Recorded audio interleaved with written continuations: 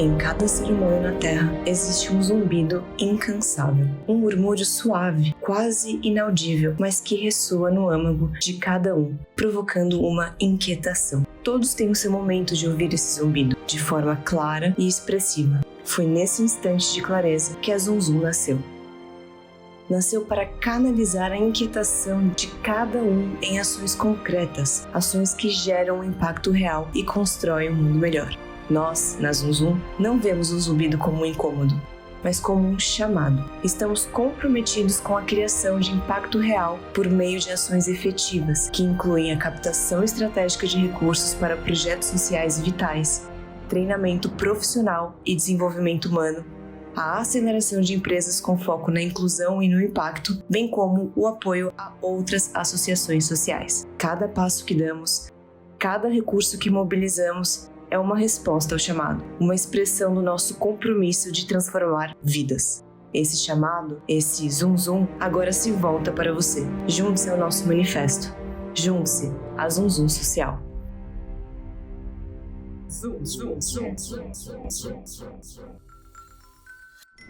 Olá, sejam muito bem-vindos ao primeiro episódio do podcast da Zum Zum Social. Caso você não conheça, a Zum Zum Social é uma instituição que ajuda a acelerar e a tornar profissionais ONGs para ampliar a sua atuação e o seu resultado. E aqui nesse podcast, a gente está usando esse espaço para a gente divulgar histórias, para você conhecer casos de sucesso, saber como que funciona esse mundo do terceiro setor, os desafios que estão por trás. E hoje eu estou aqui para apresentar uma dessas histórias maravilhosas com a fundadora e coordenadora geral do Lar Mãos Pequenas, a Estrela. Estrela, seja muito bem-vinda! Muito feliz de ter aqui. Eu que estou feliz da oportunidade. Ai, que bom! A gente já conversou aqui um pouco nos bastidores e a Estrela vai contar como que surgiu essa ideia, como que foi a fundação, como que nasceu o Lar Mãos Pequenas. Então, na realidade, as pessoas colocam assim, que a Estrela é a fundadora, né? E eu não vou ser hipócrita de dizer que eu fundei um lar sozinha, tá bom? Eu gosto de ser sincera e honesta. Então, assim, há 19 anos atrás, eu saí de um serviço de acolhimento, que eu trabalhei durante 5 anos, mas eu entendia que esse serviço não era o que eu queria para mim. E eu fui mandada embora. E nesse de ser mandada embora, eu fiquei depressiva, trabalhei em outro serviço, mas não era o que eu queria. Eu trabalhei numa escolinha particular, que as crianças tinham outro nível. E eu estava acostumada com o nível das minhas crianças, que necessitavam do meu carinho, do meu acolhimento. Necessitavam de mim e das pessoas que estavam comigo. E essas outras crianças tinham suas famílias e muito bem estruturadas. E aí eu falei, o que eu faço? Eu fui mandada embora, eu não tinha recebido minha indenização e eu queria minhas crianças de volta. E aí eu conheci algumas pessoas que vieram me procurar e disseram para mim assim, por que você não montar um? E eu falei, gente, como assim? Montar um?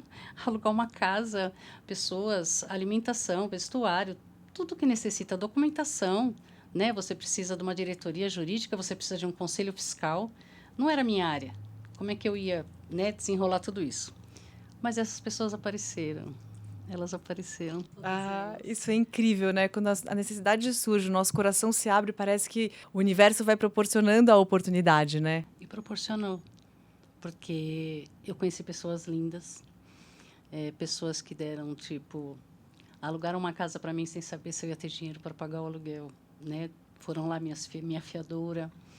Eu conheci pessoas 2 advogados maravilhosos que me ajudaram muito, né? A Vara da Infância me ajudou muito nesta época. O Ministério Público me ajudou muito nesta época também. Porque por eu não conhecer, não saber deste outro lado, ficava difícil para mim. Eu tinha uma certa insegurança. E aí, com essas pessoas, o lar surgiu. Em 90 dias, na casa que eu aluguei, as coisas iam chegando no portão, que eu falo que isso é coisas de Deus. Não vou falar de religião, vou falar da minha fé, tá bom? Sim, claro. Coisas de Deus, sabe? Era a pessoa que vinha no portão e falava assim: você vai cuidar de criança, você quer um berço? Você quer tinta? Você quer brinquedo? Olha, eu tenho uma geladeira, você quer? Você está precisando de um fogão? Em 90 dias nós montamos o Lar Assistencial Mãos Pequenas, a primeira unidade. Gente, 90 dias. 90 dias. Não, é inacreditável. Sem R$1, tá bom? Não, milagre. Não, sem ter dinheiro. E nesses 90 dias nós já recebemos 17 crianças. Caramba. E uma dessas crianças com um problema grave de saúde. Hoje ele está com 19 anos.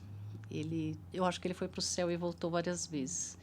Mas ver ele hoje, eu posso falar o nome dele porque ele está fora e não está no serviço, ele se chama Fred. É um fofo, ele tem sua situação especial. Mas ele é lindo, ele é um fofo. Ele fala que eu sou a mamãe do coração. Ah, E disso foi indo. Aí uma pessoa falou assim, você precisa sair dessa casa, que essa casa está pequena. Fomos para uma casa maior, e isso sem verba da prefeitura, tá bom? Isso era só eu e os amigos. nesse momento você não tinha um financiamento externo. Não. Eram só doações. Só doações, só amigos. E isso durou 4 anos. 4 anos. Gente, que desafio. 4 anos a gente foi babá, a gente foi cozinheira, a gente foi lavadeira, a gente limpava o quintal, a gente fazia relatório para o fórum, a gente ia nas audiências, a gente recebia conselho tutelar. Mas, assim, sempre tendo dentro do coração, dentro da gente mesmo, que nós queríamos fazer a diferença. E para fazer a diferença, a gente precisa estar dentro do coração. Você tem que gostar do que você faz. Você não pode fazer só por dinheiro. Nesta área, não. Não, eu consigo entender isso, porque eu vejo, né, como a gente comentou um pouco antes, através da Zoom Social, eu tenho contato com outras instituições, outras ONGs, e assim, como a gente vê o coração, principalmente dos fundadores, assim, ali, sabe? Você vê nos olhos, e você vê nos olhos de quem está sendo atendido o carinho, como realmente é uma força do amor que move, né? É porque se você não tiver, por que muitas instituições não dão certo? Né? A gente também vê muito disso. Estou falando na minha área. Então, minha área é acolhimento institucional. Antigamente, orfanato, depois abrigo. Muitas pessoas ainda falam, é você que trabalha no orfanato, né? Então, não, é unidade de acolhimento institucional, hoje, né? A nomenclatura certa é hoje. E muitas instituições que a gente vê não dar certo é porque as pessoas não podem ser robô. E o serviço de acolhimento não pode ser um depósito de crianças e de adolescentes. Porque agora muita coisa mudou. Ai, me conta um pouco sobre essas mudanças. Antigamente eu trabalhava com 0 a 12, né, lá atrás. Então o lar tem 19 anos. Eu trabalhava na questão de 0 a 12. Aí depois, pelas orientações, as casas têm que ser 0 a 18. Que eu, honestamente, gente, eu estou falando para você, eu, Estrela, pessoa, mãe, vó, não acredito no 0 a 18. Porque eu estou lá dentro 24 horas, eu falo para você o que é o prejuízo para uma criança pequena ficar com um adolescente no mesmo ambiente, morando junto e não serem parentes, não serem da família. Não estou dizendo aqui separação de grupo de irmãos. Sim. Tá certo? Eu estou dizendo aqui o prejuízo, porque a criança pequena ela acaba perdendo um pouquinho da adolescência dela na convivência com certos adolescentes que são encaminhados para o serviço de acolhimento. Então, hoje a gente está com muito problema com saúde mental. Sim. Muito problema, agravou demais. Eu acho que de 8, 10 anos para cá, agravou demais. Não é a nossa área, nós não somos saúde, nós somos assistência. E os lares estão assumindo este papel também de estar cuidando de adolescentes e crianças com problema de saúde mental. Mas você diz uma saúde mental, uma criança que tem paralisia cerebral, é um fato. Uma criança que tem um autismo, é um fato. Agora, adolescentes que têm de saúde mental vários CIDs, né? Que eu não vou entrar nessa área porque não é a minha, mas vários CIDs em relação a comportamento que são violentos, que quebram tudo, que agridem funcionários. Aí você tem problema com o funcionário, que ele é um colaborador, ele é do CNPJ lá, Mãos Pequenas, e ele diz, eu não fui contratado para apanhar. Nossa, que difícil, profundo. Então, isso mudou muito de 10 anos para cá. Esse é um dos nossos desafios mais graves. Não, isso eu imagino, porque assim, mesmo nas questões em adolescentes, crianças de alta renda, aqui onde você tem uma estrutura familiar, a gente vê o agravamento da saúde mental, as ansiedades, até assim, né, usando termos Não, até nível de suicídio, né? Assim, crianças que tiram a própria vida. Crianças, é chocante, né? Depressão. Uma vez eu vi um relato de uma criança que estava com quadro depressivo aos 8 anos. O que você viveu para você estar em depressão com os 8 anos, né? Isso não era comum a gente encontrar. Então, se isso já é um fato dentro de uma realidade onde você já tem várias questões garantidas e vários apoios e compreensões e espaço, imagina nas situações que eu não consigo talvez nem imaginar o tipo de realidade que essas crianças chegam para você viveram, né? É muito difícil. É muito difícil quando você recebe, né? Eu coloco que o lar, ele tem um perfil diferenciado, por quê? Porque eu trabalho muito acolher, a palavra acolher. Então, naquele momento, a criança, principalmente a criança, ela não está entendendo nada. Ela simplesmente teve que sair do ambiente que ela conhecia. Ali ela estava sofrendo violência, seus direitos estavam sendo violados, sim. Mas para ela, na criação dela, na família, no núcleo familiar dela, ela não entende que isso é uma violência. Então, o abuso sexual, ela não entende como uma violência. O espancamento, ela não entende como uma violência. O não ter o que comer, o não ir para a escola, o não ter direito à saúde, não é uma violência. Por quê? Porque ela não entende isso. E ela ser retirada desse núcleo familiar e entrar no serviço de acolhimento, você tem que acolher realmente. E tentar mostrar para ela que aquilo é passageiro. Agora, uma frase que eu odeio é quando certos profissionais dizem que acolhimento é o pior lugar do mundo. É a pior situação que uma criança ou um adolescente vive, que é uma violação gravíssima, é uma violação de direitos. Nem sempre. Às vezes, o serviço de acolhimento está colocando vida numa criança e no adolescente. Ele está sendo retirado da família, sim, mas porque algum motivo teve. Agora, não dizer que o serviço de acolhimento é o pior lugar do mundo. Não, não é. No meu caso, nas minhas casas, não é. Eu não posso falar pelos outros. Mas eu sempre vou falar isso. Porque no serviço de acolhimento, a gente garante todos os direitos deles, sim. Tanto é que é escola, é saúde, é carinho, é amor, sabe? É alimentação, é vestuário, é passeio. Tudo a gente garante. Não é fácil. Mas a gente garante. Então, dizer que é o pior lugar do mundo, que acolhimento não deveria existir, eu não sei o que iam fazer na atual situação das políticas públicas, o que iam fazer se não tivesse serviço de acolhimento. Até porque algumas realidades, elas atentam até quase contra a vida da criança, né? Corre risco de vida. Sim. E, Estrela, dentro dessa situação que você me descreveu, como que você observa essa questão, né? Porque ao mesmo tempo que você é retirada do núcleo familiar, e isso é um trauma, cria uma marca na psique da criança, você passa a ter outros cuidados que não estavam sendo oferecidos a ela, sim, certo? E aí, como que você sente essa percepção das crianças, a forma como elas entram e elas saem? Como que é feito esse processo? Como você observa esse processo de transformação das crianças dentro da casa de acolhimento?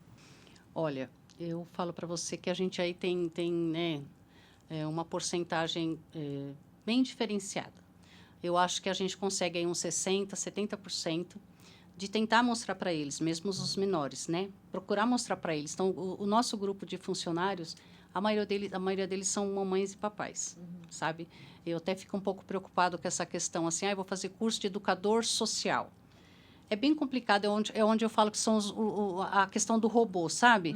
É o que falou no curso, é o que eu vou tratar. Não dá para você, o que falou no curso, você tratar, porque a Maria, o Joãozinho e o Pedrinho, eles não são iguais. Então, são diferentes. Então, não dá para você ter ali uma linha e dizer que é daquele jeito que vai funcionar. Não vai funcionar.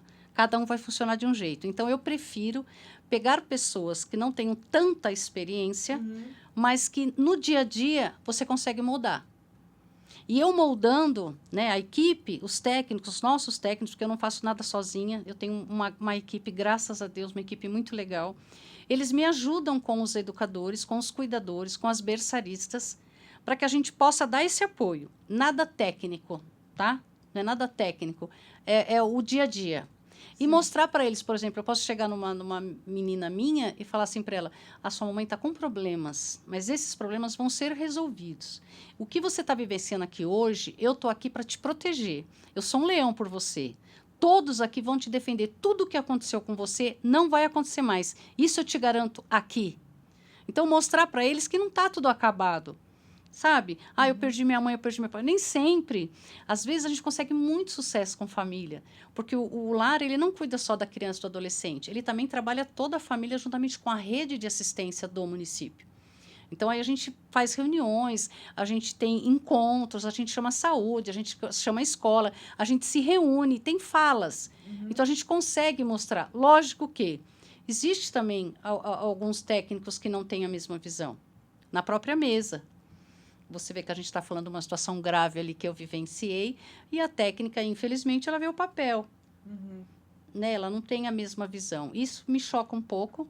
Eu te falo para você que me choca, porque eu estou ali, eu estou mostrando o que está acontecendo, eu estou falando o que está acontecendo. Quem está cuidando somos nós. E no atendimento de 30 minutos, acontece, por exemplo, de uma pessoa olhar para você e falar assim, mas não foi isso que ela trouxe. Eu não vivenciei isso que você está falando. É complicado. É complicado. Mas são coisas que dá para se trabalhar. Sim. Né? Na rede dá para se trabalhar. Com adolescentes, por exemplo, eles não podem me chamar de mãe. Não foi uma coisa que eu pontuei nunca nesses 19 anos que eu sou mãe deles. Mas alguns adolescentes, nesses anos, eu percebi que sentiam a necessidade de ter alguém com essa palavrinha. Sim. Preciso de você para te chamar de mãe? Você precisa da função mãe, né? Preciso que você seja para mim, nesse momento que eu estou vivenciando. Também sou julgada por isso. Não pode, eu sei que não pode.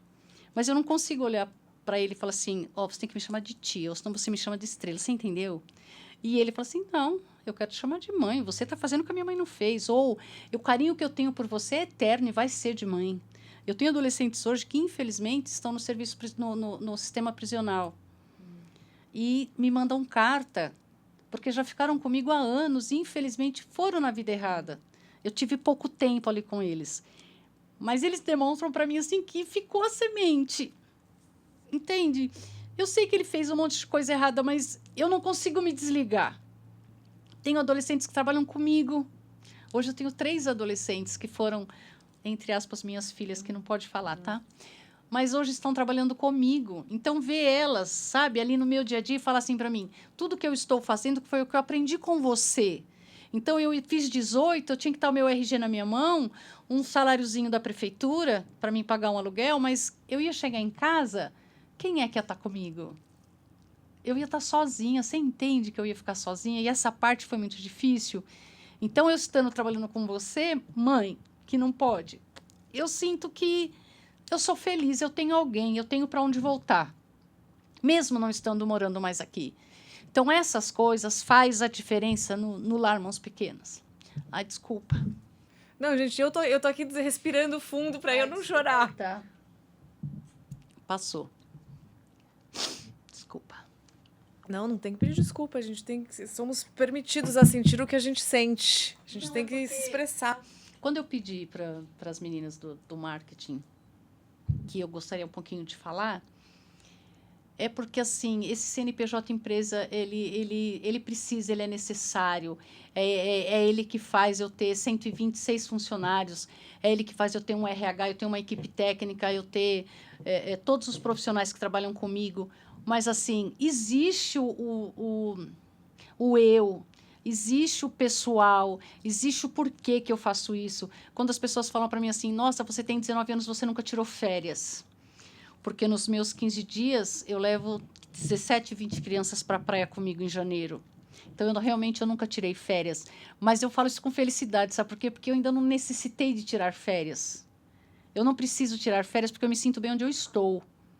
Eu fico ali, é a minha vida. Eu respiro o lar Mãos Pequenas. E quando as pessoas falam para mim que não é legal esse vínculo que eu tenho com eles, me dói.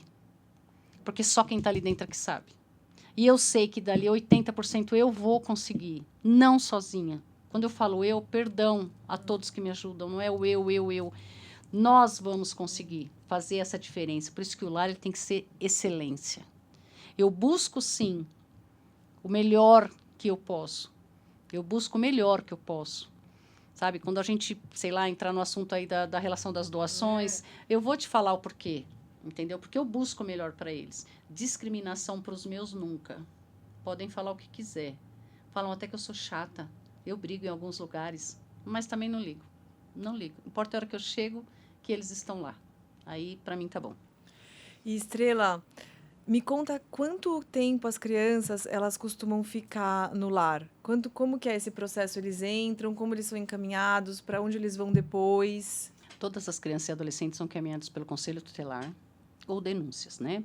Às vezes nós temos algumas buscas e apreensão, que aí vem direto do fórum, o Conselho Tutelar só faz com o oficial de justiça, só faz esse recâmbio para a unidade de acolhimento. Esse ano nós entramos no chamamento em Diadema e conseguimos ser o primeiro, e nós fundamos uma casa de passagem, que é novidade, alguns municípios têm, outros não. Nessa casa de passagem, a família, a criança e adolescente que não foi atendido pela rede, ainda não teve nenhuma situação com a rede de assistência, ele entra no módulo de casa de passagem. Essa criança e esse adolescente entra e nós, com a equipe, que a gente tem que ter uma equipe de uma casa separada, tem 30 dias para tentar buscar o motivo do acolhimento, por que foi, em que situação se encontra essa família, se a situação foi uma situação, assim, não tanta gravidade, que daria para a própria rede, uma UBS, um CAPS, estar acompanhando a família, para que nesses 30 dias a gente faça o retorno dessa criança ou do adolescente dentro do seu núcleo familiar novamente. Ou vá para uma família extensa, que a gente fala, né, não sendo pai e mãe. Nesse processo, aliviou, deu um certo alívio, ainda não muito grande, mas deu um certo alívio nas unidades SAICA, que a gente fala SAICA regular, unidade de acolhimento regular, SAICA regular. Então, eles saem da casa de passagem, não conseguimos resolver, ele entra no módulo casa regular. Aí começa todo o processo. Nesse processo, temos que aguardar a audiência. A audiência é feita com o juiz, o promotor, defensoria pública e toda a rede familiar da criança, ou se a família tem advogado, também participa. Essas audiências são de 6 em 6 meses, elas ocorrem. Lógico que nesses 6 meses a gente abastece toda a parte jurídica com relatórios, tudo o que acontece, o que a gente conseguiu. Se a gente conseguir um familiar que tenha interesse, a gente pode estar mandando a equipe judiciária do fórum, atende essa família juntamente, aí vê se o relatório é favorável, a gente caminha para o juiz, mas todos eles, a partir do momento que entram no serviço, passam a ser um processo judicial e eu passo a ser guardiã naquele momento. Eu respondo por esta criança, por esse adolescente, por tudo que acontecer. Este período deveria ser, no máximo, de 1 ano e meio. Mas a gente tem casos de 5 anos, 4 anos, 3 anos. Depende da situação, o motivo do acolhimento. Entendi. Entendeu? E aí, mas eles não passam desse período na casa, que já é um passo, né, que é um período enorme. Né? Passam. Tem uns que ficam... Passam, tem uns que ficam até 18. Até 18. Não são muitos, mas ficam. Entendi. E, Estrela, vamos entrar agora na questão das doações? Ai, meu Deus, lá. Porque eu sei, né, até por experiências aqui da minha vida, da minha vida no mundo do terceiro setor, que é bastante complicado, é inseguro, né? Não é simples você ter a segurança daquela renda todo mês. E a questão das doações também não é trivial, né? Porque as pessoas parece que não entendem muito. Ainda não é muito claro o que a gente precisa, a gente fazer de fato uma doação e não um descarte das minhas coisas pessoais, né? Sim, eu vejo muito isso, né? Assim, praticamente diariamente, semanalmente. O que acontece? Quando a gente faz campanhas, né? Que a gente lança campanhas pelo marketing e tal, mas tem algumas pessoas que fazem campanha por elas próprias, né? Tipo igrejas, escolas, grupos de amigos, empresas, então fazem campanha. Por exemplo, chega o negócio do agasalho, campanha do agasalho, campanha de alimento, campanha do brinquedo, beleza. Então, eu vou te pontuar que são situações que a gente, assim, eu não estou questionando por que a pessoa doou aquilo. Vai da consciência dela e do coração que ela entendeu que aquilo seria viável doar. Então, para quem recebe, né? Que sou eu, o receptor, né? Então, assim, brinquedo, gente, você já imaginou eu pegar um carrinho sem roda e dar para uma criança só porque ela é do abrigo? Não pode. Uma boneca sem perna. Só você pôr um gessinho ali, né? Faz um gessinho e faz de conta que ela tá com a perninha quebrada, porque não é legal, né? Você dá um brinquedo todo quebrado. Então, assim, quando eu vou doar alguma coisa para alguém, eu tenho que doar o meu melhor, que é o que nós entendemos do serviço. Então, a gente entende que a gente vai receber o melhor dessa pessoa. E, às vezes, não é. Então, assim, eu vou falar mesmo declaradamente. A gente recebe roupas íntimas usadas. Mas, assim, usadas, suja, gente. A gente não tá falando uma roupa íntima, sei lá, que a pessoa lavou, esterilizou e mandou. Não, roupa usada. A gente recebe roupas todas rasgadas. Então, assim, calças jeans que não tem o meio da perna, sabe? Roupa de criança, macacão sem os botões, roupa rasgada. Eu já recebi uma doação de... Acho que o rapaz era pintor ou soldador. Porque a roupa veio toda cheia de tinta e queimada de solda. Gente, não, que Aí pode a ser gente até fala assim, tóxico para as crianças, né? Por que seria isso? Seria útil para uma campanha, né? Aí você fala assim, mas vocês não falaram que vocês aceitam roupas de adultos? Sim, porque hoje nossos adolescentes, por exemplo, eu tenho adolescente de 1,70 m, que pesa 90 quilos, então ele não é mais um tamanho adolescente, ele é tamanho G grande. Eu tenho meninas que usam blusas 48, então a gente pede realmente roupas de adulto, mas roupas que eu possa usar. Não, e que mantém a dignidade da criança, né? Eu não vou colocar, e detalhe, quando eu falo que eu sou chata, é porque assim, eu não vou colocar. Eu acabo tendo prejuízo, porque eu vou ter que ensacar tudo aquilo e eu não tenho como ter descarte. Uhum. Na verdade, a pessoa cria um problema para você, né? Porque assim, eu tenho que olhar um por um, né? A gente tem que sentar, abrir, né? Olhar. Aí você vai vendo que de 20 sacos você faz 3. 3 eu vou conseguir mandar entrar, lavar, passar e mandar para qual casa, né? São 8 casas. Então, assim, tem um tamanho aqui que não tem na outra. Aí você vai falar assim, você precisa de todos os tamanhos? Eu preciso desde o RN prematuro, que eu já recebi, eu tive que quase coloquei roupa de boneca, porque era desse tamanhozinho. Um RN prematuro, como eu preciso de um G3, menino e menina, que são homem e mulher. Então, você precisa de todos os tamanhos? Com certeza. Mas que, no mínimo, dê para usar. Então, essa parte eu fico um pouquinho chateada com a pessoa que está fazendo a campanha, sabe? Sim. Porque, assim, poxa vida, é tão legal, né? O brasileiro, ele é solidário. Você pode perceber, o brasileiro, ele é solidário. Ele é desconfiado, mas ele é solidário. Só essas pessoas sentem um pouquinho mais de carinho, eu acho. Na hora até mesmo, se chegou para você e você que vai trazer para mim, você viu que já não dá, aí você fala, você ainda quer que eu separe? Não, não é isso. Você vai dar para alguém, você percebe que você tem que te dar o melhor? É isso. Me perdoe, mas é isso. Não, mas eu concordo, assim, eu vejo também nesses outros lugares que eu ajudo a separar roupa, lá nesse lugar que eu atuo como voluntária. E tem algumas coisas que eu falo, gente, assim, a pessoa não pensou, ela não passou pela cabeça dela que isso vai ser recebido por alguém. Assim, se você não quer usar nesse estado, porque tem coisas que a gente não usa porque a gente não gosta mais do modelo, porque a gente já cansou de usar, mas são peças que estão boas, né? Que muitas vezes elas vão para bazares para revenda, né? O tal do second hand e tal. Mas em muitos casos você fala, nossa, eu não tenho o que fazer com isso, eu não tenho para quem dar, eu vou dar para doação. Né? Aconteceu muito no Rio Grande do Sul, né? As doações que foram para lá. E eu entendo, porque a gente meio que vivencia essa situação. Mas eu acho que essa situação, eu tive no Rio Grande do Sul, acho que foi um lugar onde eles começaram a ter mais noção, né, o brasileiro, do cuidado com a doação. Assim, eu percebi em várias mensagens que eu recebi nas redes sociais, o que estava circulando, de essa atenção. Eu falei, gente, as pessoas precisam de roupas que dê para usar. Assim, tenham noção, não mandar sapatos sem o outro pé. Exato. Então, eu acho que foi um movimento que ajudou um pouco a conscientizar nesse sentido, né? E, Estrela, agora vamos falar da parte financeira? Ai, meu Deus. Que não é nada fácil? Não. Me conta como que você conseguiu essa acrobacia, este milagre de manter essas 8 casas. Gente, ela mantém 8 casas. Com doações, com apoio, com o Ministério Público. Eu não sei o quanto isso é participativo no seu orçamento. Conta um pouco pra gente desse desafio. É um desafio. Eu mato um leão a cada dia. É um desafio. Mas, assim, Diadema, a gente tem um convênio com o município, como em Santo André também. Vivencio mais Diadema, né? Eu tenho uma equipe que trabalha mais em Santo André. A captação de recursos, a gente percebe que Diadema é melhor. Eu não sei se o município, não sei, a gente não conseguiu ainda entender, ou se é pelo tempo da casa em Diadema, né?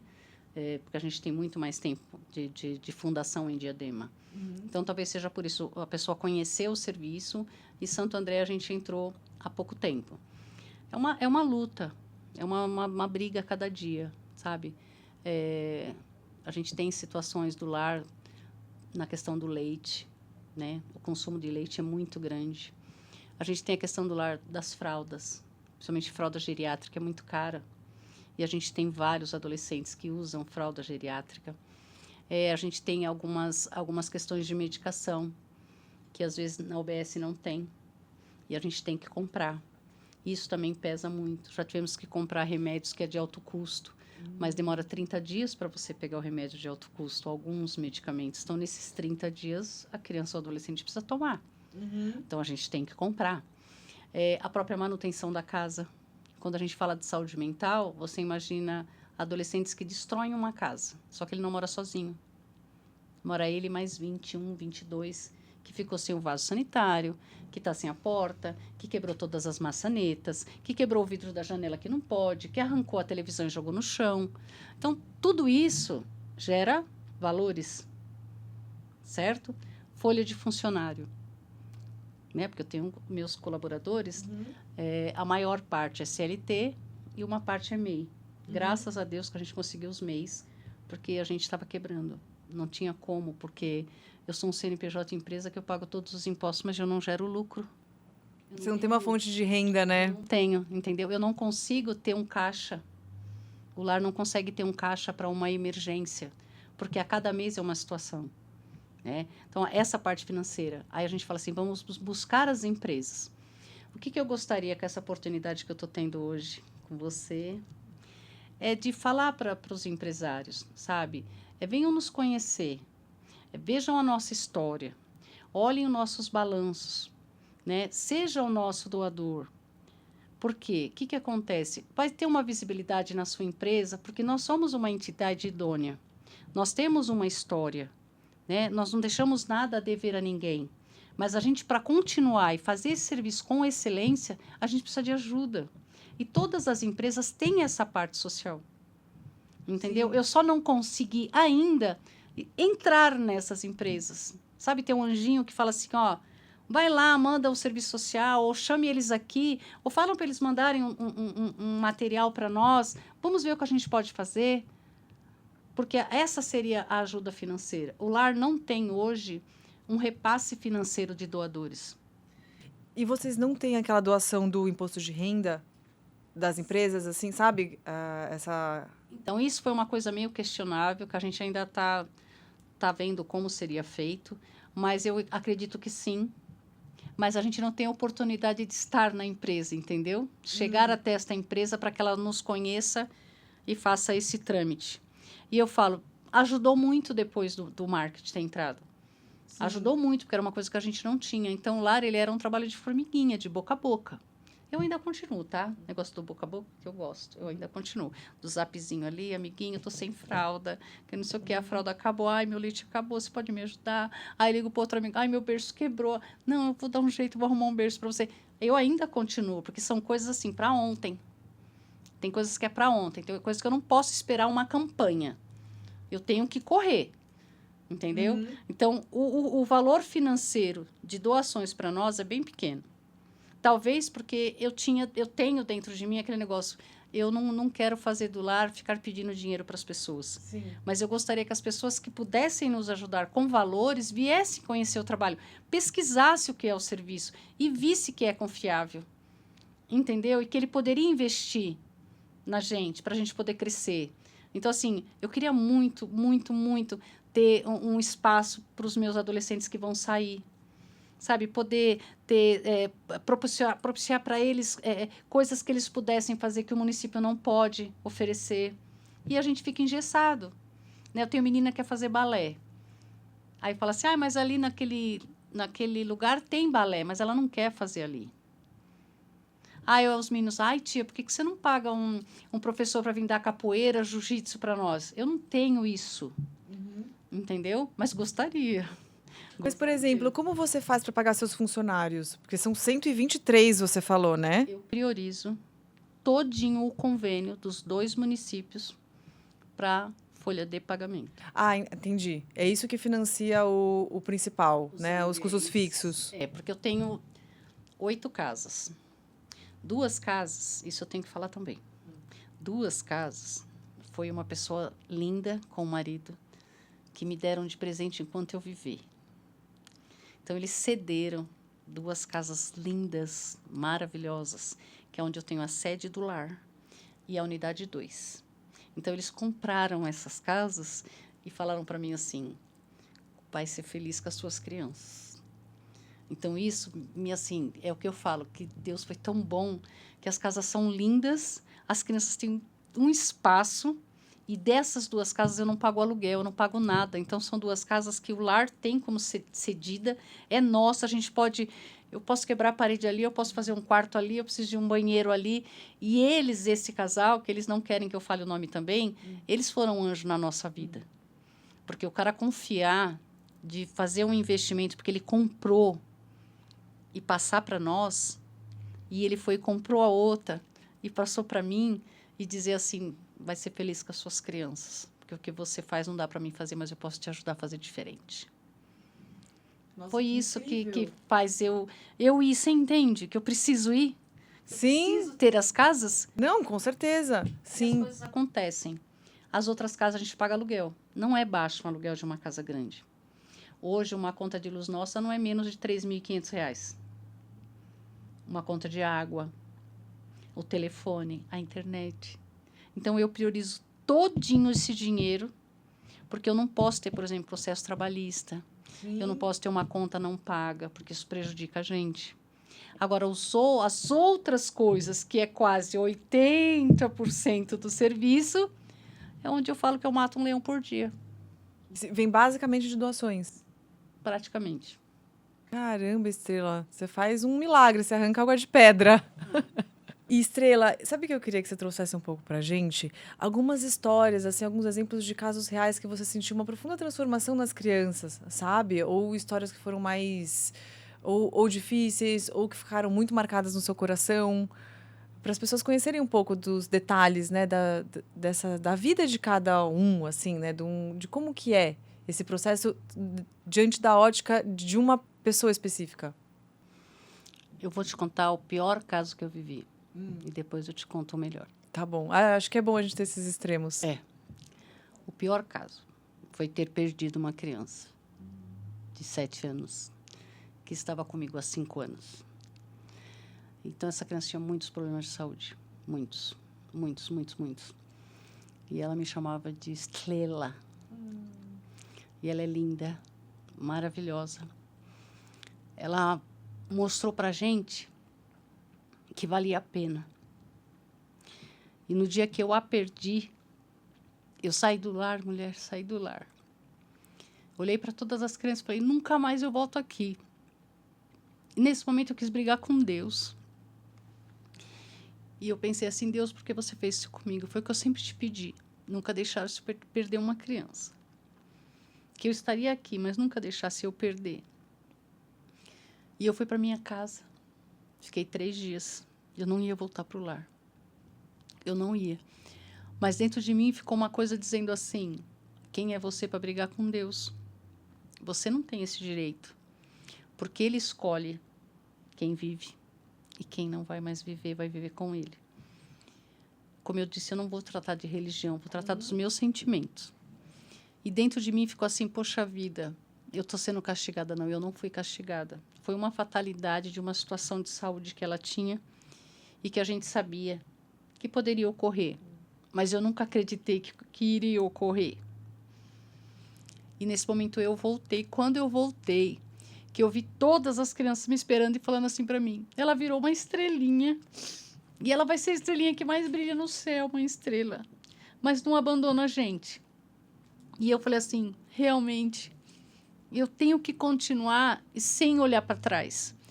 Hoje eu choro para você, estou emocionada, não de tristeza pela minha filha que foi embora, porque ela não tinha ninguém. Ela não tinha ninguém. mas pela saudade que eu sinto dela. Só pela saudade, de tristeza não mais. E não brigo mais com Deus também. Porque o que ele fizer, eu tenho que acompanhar.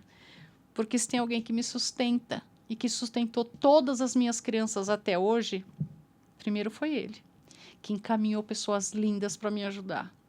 Entendeu? Então, esse foi o único momento em 19 anos que eu falei, eu vou parar. O único que eu disse, eu não vou mais fazer isso. Do resto, eu já passei muita coisa. Muita coisa. Mas esse foi o que me faria desistir se não existisse aqueles outros que estavam lá e essa força de falar assim, você tem que continuar. Porque isso não é um emprego, isso é sua missão. Faça e faça direito. Entendeu? Eu não sou santa. Eu tenho vários defeitos. Vários defeitos. Mas pelas minhas crianças, eu falo novamente, eu vou para cima. Eu vou para cima. E eu não posso deixar eles, de jeito nenhum. Essa foi a parte mais triste da minha história com o lar. Eu perdi outras crianças, mas foram situações assim, pouquinho tempo no lar, situações de doenças graves, ficaram direto no hospital. Então, não que eu não tenha o sentimento por eles, tenho por todos, mas essa em si marcou minha vida. Minha vida. Coisas boas. Ai, calma, uma pausa pra eu respirar, né? Que eu tenho uma filha de 7 anos. Quando você falou que era uma menina de 7 anos, ai, entrou no meu coração, sabe? Coisa mais linda do mundo. Nossa, eu falei, meu Deus. Não, e aí eu fiquei com medo do que ia vir depois. Eu falei, do que ela morreu, meu Deus. Mas era uma doença, né? Já tava no karma dela. Ai, nossa, que anjo, hein? Ai, que bom. Eu fico mais aliviada de ouvir a história. Eu achei que disse para mim assim, ela não sentiu dor, não se preocupe, porque eu entrei num desespero tão grande e ele disse, não se preocupe, ela não sentiu dor. O que ela tinha, se você pode falar? Ela tinha doenças congênitas, né? Então, assim, como é que eu vou te falar? Ela evacuava pela barriguinha. Ah, entendi. Ela não tinha uma formação na parte íntima atrás. Então, foi muito, muito difícil isso. A gente conseguiu que fosse tirado da barriguinha, foi feita a cirurgia por trás, foi feita toda a deformidade que ela tinha. A gente conseguiu, com os médicos maravilhosos, a gente conseguiu. Só que ela tinha outras situações, né? Então, ela respirava só pela boca, porque isso aqui tudo era a má formação dela também. Aqui, ela tinha 8 graus de óculos. Quando ela pôs o óculos a primeira vez, você viu seu sorriso, acho que ela viu as coisas. Então, assim, foi muita coisa que a gente passou com ela, 2 paradas cardíacas, foi muita coisa. Entendi. E no momento que eu achei, acabou, ela tá bem, acabou. E é isso que me frustrou. Entendi. Entendeu? De tudo. Quando a gente falou agora, não, ela foi embora. Ela foi embora. Mas tá bom. Tudo certo. Eu sou astróloga, né, também.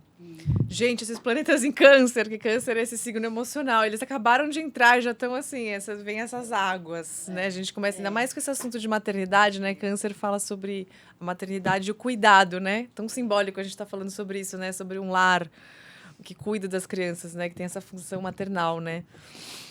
Vamos passar para melhor história agora? Eu tô com um nó aqui na garganta. Coisas boas as adoções, né? O lar não trabalha com processo de adoção, tá, gente? A gente não é o nosso papel, isso é vara de infância tal.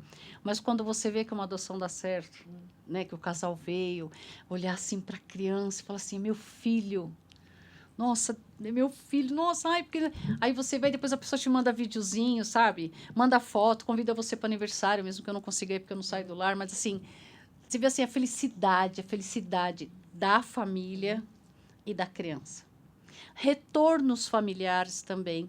Você vê famílias que estavam totalmente desestruturadas. Parece assim que o acolhimento da criança ou do adolescente uniu a família e a família entendeu que daquele jeito não ia dar. E com os acompanhamentos, com a rede toda acompanhando, este retorno. E quando a criança vem te visitar e fala assim, agora tá 10. Meu pai parou de beber, olha, minha mãe não faz mais o que ela fazia. Então, assim, são situações que você fala assim, foi um tempo que ficou no serviço de acolhimento, mas foi um tempo também para a família se estruturar. Lógico, a gente gostaria que fosse 100%. Né? Às vezes a gente não consegue ter esse retorno da criança para a família. Às vezes a criança fica até muito mais tempo no serviço de acolhimento, mas não que seja o pior lugar. Não é a família. E eles priorizam, sempre falam a mesma coisa. A família em primeiro lugar, a família... Mas tem casos que não é família. Tem casos que não existe família. Às vezes o lar Sim. mostra mais o que é ter família do que o local onde estava. Então, eu até estou um pouco impressionada, assim, eu não tinha essa percepção, essa visão, né, esse entendimento de que tinha essa coisa que primeiro a família, porque não, eu entendo isso, mas, por exemplo, eu lembro a minha pediatra, né? É praticamente a minha pediatra, de tanto que ela me dá suporte. A pediatra da minha filha comentou que a função mãe, assim, a pessoa que alimenta, que cuida, que garante o cuidado básico, essa é a mãe. E é com quem a criança, ela cria vínculos. Né? E que, por exemplo, teve é horrível, né? Mas na época que o Trump separou as crianças dos pais, e aí, em muitos casos, elas não foram separadas porque os pais eram agressivos nem nada, foi por essa questão de imigração. Só que eles não queriam voltar para casa, porque eles foi tão traumático e eles precisavam criar vínculo com alguém naquele momento, que eles não conseguiam se separar das pessoas que cuidaram deles. E assim, não foi fácil voltar para a mãe ou para o pai, sabe? Então, isso tudo me trouxe aqui a reflexão, e eu penso às vezes sobre isso, de que como esse vínculo é muito importante e ele não pode ser tratado como não, isso não é a família é a coisa mais importante. O vínculo de amor, de afeto é muito importante.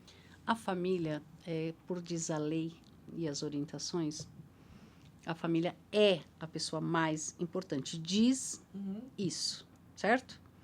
Quando um serviço de acolhimento vai contra isso, nós estamos errados. Eu estou te falando como mãe, como estrela. Muitas famílias não mereciam ter aquela criança junto delas, ou aquele adolescente junto deles. Eles preferiam ser cuidados por outros, que eles se vinculassem, que eu garanto que ia ser melhor. Mas, infelizmente, a gente tem que seguir o que se diz, porque senão a gente está contra o serviço. Sim. Correto? Mas já vimos muitas famílias e muitos parentes dizer assim, eu prefiro que vá para adoção, que vá para uma família ou que vá para um parente mais longe, do que ficar com ele, porque se ficar com ele vai morrer. Se ficar com ela vai ser abusado novamente, vai engravidar, se for adolescente, se for meninos, adolescentes vão para as drogas. Então, sabe? E isso é uma guerra, é uma briga. Porque família é prioridade, sim, é prioridade, mas existem os outros casos. Quando eu digo que, às vezes, numa reunião onde tem técnicos, né, tem outra visão, colocam assim, que a gente não pode se direcionar desta maneira. Não é que a gente se direciona, a gente vivencia isso. Eu não estou dando um direcionamento, eu estou vivenciando. Eu estou vivenciando adolescente que fala para mim assim, aqui foi o melhor lugar do mundo. Porque aqui eu me senti cuidada. Aqui a senhora me ensinou a tomar banho, a ter higiene íntima, a lembrar, me valorizar quanto mulher. Meninos que eu fui dar banho, que não tinha higiene íntima em meninos. Que eu falei, você precisa aprender, filho, você é um rapazinho. Nossa, um rapazinho, ou seja, há quanto tempo isso já não era um comportamento? Exemplo, o adolescente entra e aí a gente, né, tenta acolher ele, aí vê o que ele gosta, o que ele não gosta, tal. Aí você vai percebendo tanta fragilidade, coisas pequenas que para outras pessoas, por exemplo, escovação de dente. Não escova dente. Nunca escovou dente, não precisa escovar dente. Banho, 3, 4 dias sem tomar banho. Usar as roupas mesmo todos os dias. Então, são coisinhas pequenas que as pessoas assim, mas não, isso é importante, gente. Isso é importante. Nós temos meninas que vêm infecção de urina, Sim. Doenças graves, infecções, meninos. Entendeu? Então, assim, esse é o nosso papel. O papel do acolhimento em si também é esse. E quando a gente briga e fala alguma coisa, é porque a gente vivencia ali, a gente sabe o que a gente recebe. Entendeu? E muita gente não sabe mostrar a realidade ali dentro para quem vive só do papel. Sim. Mas a gente tenta. Não, exato. Ai, é difícil esse mundo, né? Onde quem toma as decisões não vive o dia a dia, né? Eu não digo nem quem toma a decisão, eu digo quem é o apoio para levar para ser tomada a decisão. Entendeu? Às vezes, um apoio errado, você pode tomar a decisão que se diz a lei correta, mas que não vai virar. Não vai dar certo. Sim. Mas Ainda, não, e vai contornando, né? vai tentando. Nossa, Estrela, foi assim, foi super especial ouvir a sua história. Como vimos aqui, eu fiquei emocionada de ver, assim, não só a sua doação, mas o amor, sabe? O quanto isso sai do seu coração, o quanto é tão verdadeiro o que o lar realmente é um fruto da sua devoção, da sua missão e do seu propósito de vida. Então, eu queria muito agradecer por você ter trazido a sua história, compartilhado aqui os detalhes, as dificuldades, as conquistas. E eu queria deixar um espaço também para você não só agradecer, para você contar aqui como as pessoas podem entrar em contato e fazer doações e te apoiar nesse projeto. Então, gente, primeiro, agradecer o convite, de ter a oportunidade de estar aqui, apesar que eu fiquei com muita vergonha, mas eu falei que eu tinha que fazer isso, entendeu? Mas eu estou com uma pessoa linda aqui que me ajudou muito. Gostaria, sim, de pedir ajuda de quem puder ajudar. São 8 unidades, são quase 160 crianças. Não é fácil a nossa vida. A gente tem aí uma equipe de marketing maravilhosa que faz toda a divulgação para mim. Mas eu também queria pedir para vocês, assim, se lembrem que existe uma pessoa do seu lado que precisa de você, que você pode ajudar. Você sabe que você pode. Então, me ajude. Empresas, venham nos conhecer. Peçam a nossa documentação, peçam a nossa contabilidade, peçam o que vocês quiserem. Vocês podem ajudar. Vocês têm condições de ajudar. Vai fazer bem para a sua empresa. Vem me ajudar, por favor. Uma outra coisa que eu quero fazer. Estou tendo a oportunidade de agradecer a todos os meus funcionários das 8 unidades. Sem vocês, a Estrela não conseguia fazer nada. Minha equipe técnica e todos os meus colaboradores, todos, sem exceção de nenhum. A tia que me ajuda a lavar roupa, a tia da cozinha, o educador, não importa a sua função. Todos vocês são muito importantes para mim e para as crianças também. Meus filhos, sem vocês, eu não sou ninguém. Meus netos, desculpa a vovó não ter muito tempo, mas vocês sabem por que a vovó não tem muito tempo, mas o pouco tempo que eu tenho é amor 100% para vocês. Deus abençoe todo mundo. Ai, obrigada, Estrela. Nossa, foi maravilhoso ter você aqui. Para vocês que estão aqui assistindo, os dados, para se você sentir no seu coração, faça uma doação. A doação, no fundo, ajuda nós mesmos. Para quem me conhece aqui no meu trabalho, na minha pessoa física, que trabalha com a física quântica, com energia, a doação, quando a gente doa, a gente está doando para a gente, porque essa energia, ela vai para o campo quântico e volta. Quando você doa, você abre os caminhos para a sua prosperidade. Então, entra aqui, digita o Pix, faça uma doação, que vai não só ajudar o Lar Mãos Pequenas, que vocês viram o trabalho lindo que é feito, mas também vai te ajudar. Tá bom? Então, nos vemos no próximo episódio. Obrigada a todos. Divulguem esse podcast para a gente conseguir alcançar mais pessoas e ajudar essa estrela aqui que está aqui com a gente, tá bom? Um beijo. Oi, meu nome é Viviane. Eu faço parte da equipe Lar Assistencial Mãos Pequenas. Eu sou a tia Vivi, da equipe Casa 3 Diadema. Muito prazer. Eu vim aqui falar um pouquinho para vocês sobre o que é para mim trabalhar no lar. Não é um trabalho. De verdade, não é. Quem me conhece sabe do meu voluntariado, sabe da parceria, sabe de como eu admiro esse trabalho, esse projeto, sabe como eu me guio e caminho nas orientações dadas pela Estrela, sabe o quanto para mim é importante, né, a vida de cada uma dessas crianças, e sabe também que a minha vida foi modificada, né? Eu venho de uma outra profissão que eu ainda atuo. São coisas muito diferentes, mas a realização que eu tenho, eu não tenho como explicar. Todas as vezes que eu falo do lar, eu falo sobre vidas e quanto Deus nos capacita. Então, assim, é difícil pra mim, é difícil pra você, mas a gente consegue, com certeza. Então, assim, eu estar no lar hoje é uma oportunidade de me melhorar, de preencher minha vida com situações que realmente importam, de verdade. Eu consigo fazer por mim. E consigo também poder fazer por alguém que não consegue ainda. Mas o nosso caminho é esse. Mão estendida. Lar Assistencial Mãos Pequenas. Muito obrigada por tudo. Me chamo Giovanni Henrique Salvador. Trabalho no lar faz 5 anos. E trabalhar aqui no lar pra mim é assim, não é nem um trabalho, é uma coisa, uma bênção de Deus trabalhar aqui, porque com crianças especiais, maravilhosas, pessoas maravilhosas, assim, de coordenação. Todas as pessoas são maravilhosas para trabalhar. Nós somos uma família, nós somos um funcionário aqui, somos tratados como família. Então, para mim é um prazer muito grande trabalhar aqui.